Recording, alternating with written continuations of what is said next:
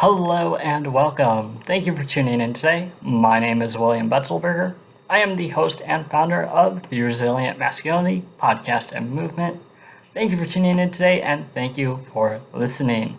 If this is your first time here, Resilient Masculinity is a community created by me to encourage, to inspire, and to equip men with the tools, the conversations, the knowledge, and the inspiration they need to become the resilient, capable, strong, independent men they are called to be, so they can lead their families, lead their communities, lead their churches and their businesses, that they can provide safety, stability, and service to those around them.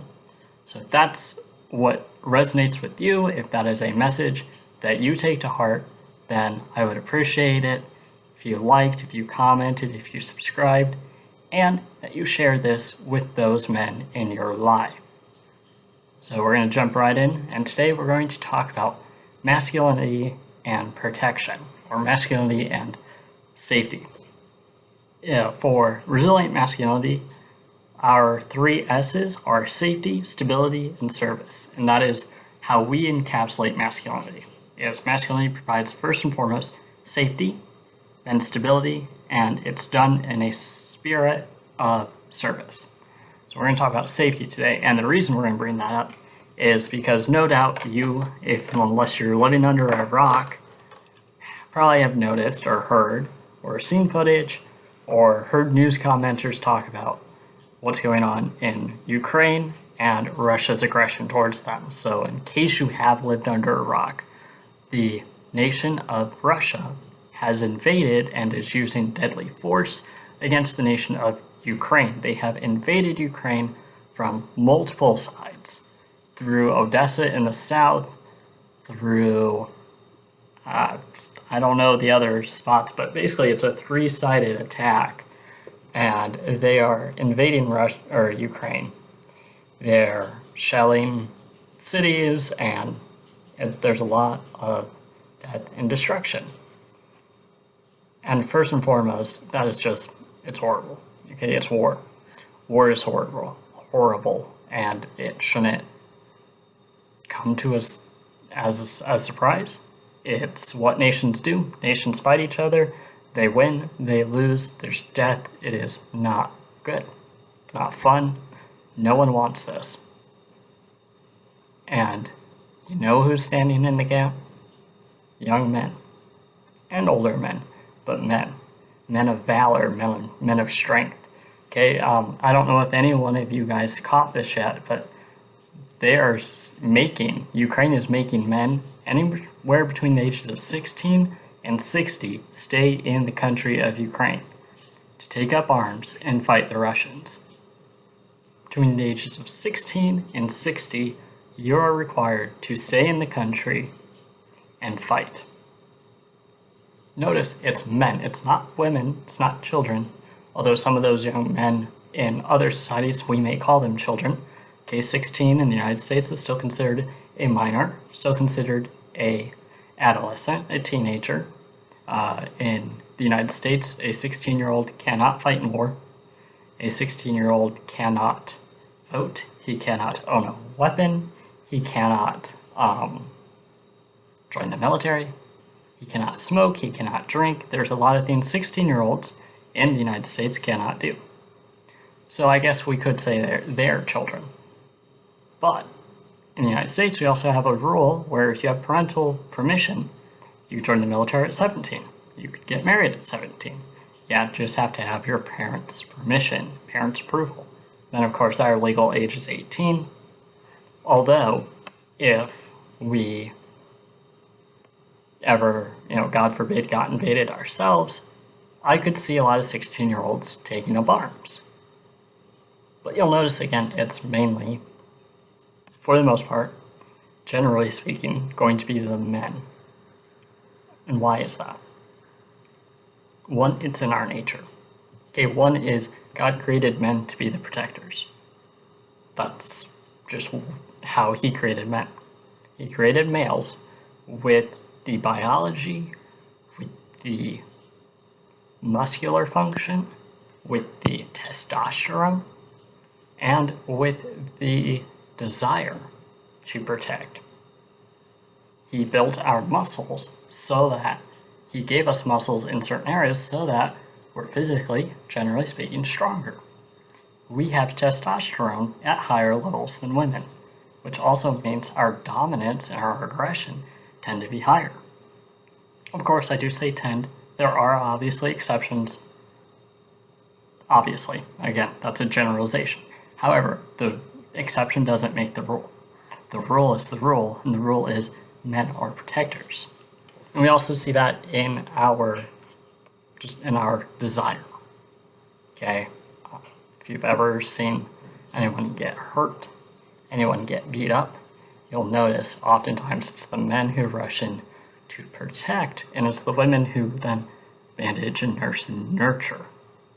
There's a nurturing aspect and there's a protection aspect. And generally speaking, we have gender stereotypes, and that's not a bad thing. Because again, we were created for different jobs, different roles. We are created equally, yes. Our job functions are not always equal.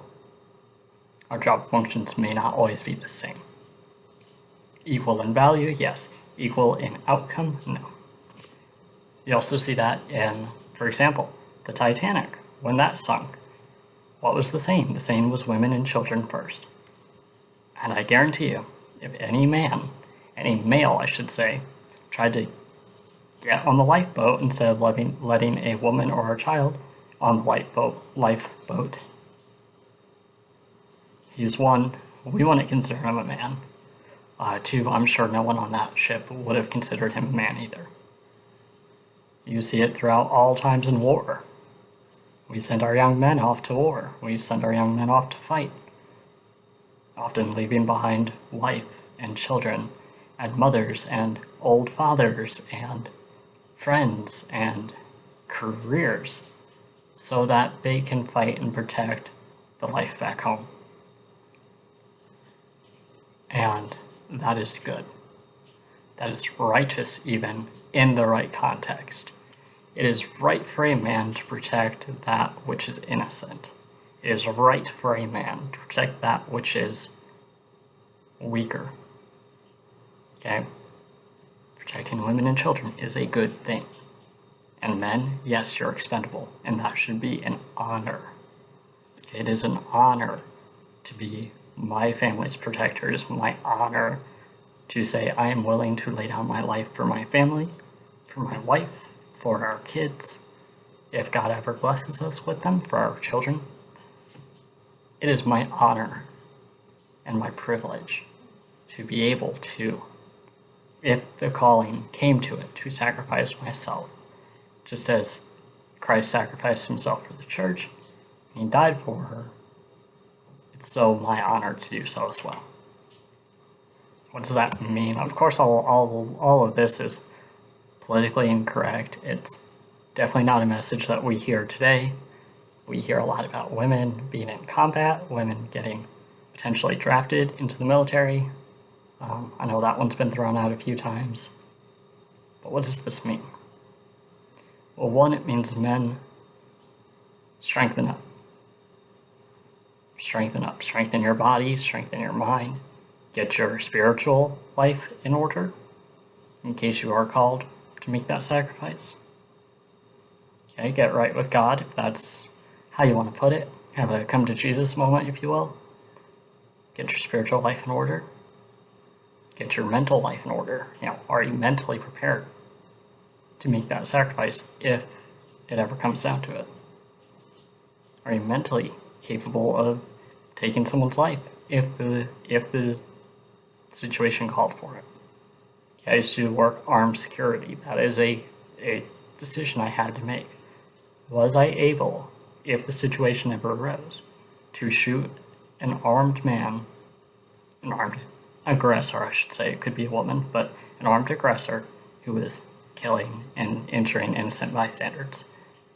And the answer was yes. Yes, these people are innocent. They deserve to be left alone.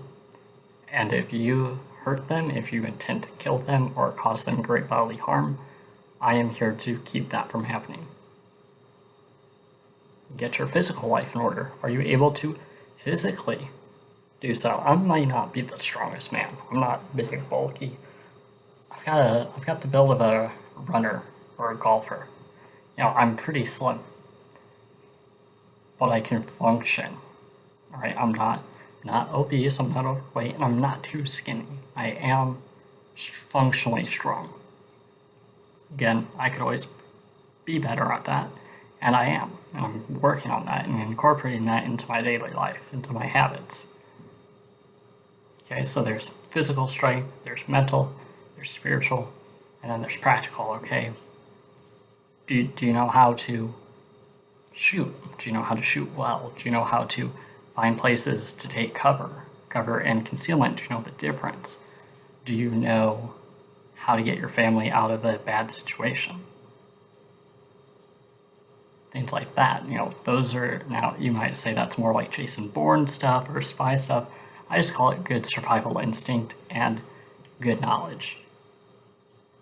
Because if you want to be a good protector and a good person for safety reasons, right? Like providing safety and protecting people and getting them out of harm's way, you need to know those things as well.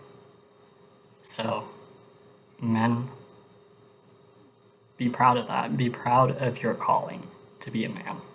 And don't let society say, don't let society tell you, well, they're going to tell you, but don't bend the knee when they say, well, everyone's equal. Well, yeah, you're right, everyone is equal. But not every job is equal in responsibility. Okay, I'm not sending my wife out to fight. That's not what her calling is. And I would be a barbarian if I expected my wife to take up arms. That is barbaric. Okay, I don't remember who it said or who said it, but that the society who requires their women to take up arms to defend it is not a country worth defending. That may be extreme, but I agree with the sentiment that, in general, it is not their job. It is not their place. That is our place as men. We are designed for it. We are capable of it. And women get to bear children. We don't. We get to be expendable. We get to be the ones who get to show the self-sacrificial love of Christ by sacrificing ourselves. And that's an honor that shouldn't be taken away from us. So what about women in combat? I don't like that. I don't like the idea of, again, sending our daughters out to fight our wars. That's for us men. I have no problem with women serving in the military. I do have a problem with them being in combat. And you could pull up even into, I think it's Deuteronomy 5:22 or 22:5, one of the two, that a woman does not wear that which pertaineth to a man, and a man is prohibited from wearing a woman's clothing. That phrase, that pertaineth to a man, can also be translated as the gear of a warrior. Okay, so if you take that approach, which I'm not necessarily the biggest Hebrew expert, so someone else could totally prove me wrong. But if that's the case, then God prohibits it. And if so, we should as well. Now, how about drafting? Again, drafting I don't like on either end. Okay, to force men and women into military service, I think is absolutely, it goes against the ideas of freedom and liberty. Now, I do believe everyone can be mustered. I think all men can be mustered, but I don't think they should be forced to fight. So I think you can call upon all men to swell the ranks, but I don't necessarily believe they should be forced to fight. In that case, I think that religious exemptions, what do they call conscientious objectors, that's a path if you choose to do so. I, for one, am not morally opposed to protecting those that are innocent and weaker than I am with deadly force if the situation calls for it. So I'm not a religious exception there. But I don't like the idea of forcing people into service to be cannon fodder, especially not for the political elites who start wars but never fight them for them themselves. So I'm not going to be a pawn to someone else's grand scheme if it's for oil or for money. That's not what I'm called to do. And you can't force me into that. That's where I draw the line on drafting. But men in general, unless there's religious exemptions, religious reasons for it, unless there's medical or mental reasons against it, men, take up your mantle and be willing to fight. And in doing so, protect that which you love. Show love by sacrificing, and be willing to be that kind of an example of Christ's love, that you will give yourself, and you will sacrifice yourself. So that's all I have to say. Thank you for listening. And if you enjoyed this or enjoy my other episodes, like, share, subscribe, comment. Of course, I feel like this one's probably going to get a lot of comments, so I look forward to hearing from you all, and thank you very much.